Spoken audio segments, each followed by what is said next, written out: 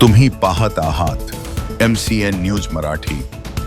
बुलढाणा उपवनसंरक्षक कार्यालयात लाचलुचपत प्रतिबंधक विभागाने 31 डिसेंबर रोजी मोठी कारवाई करत वनविभागाच्या सहाय्यक वनसंरक्षक अश्विनी आपेट आणि कर्मचारी अमोल मोरे यांना लाच स्वीकारताना रंगेहात अटक करण्यात आली आहे।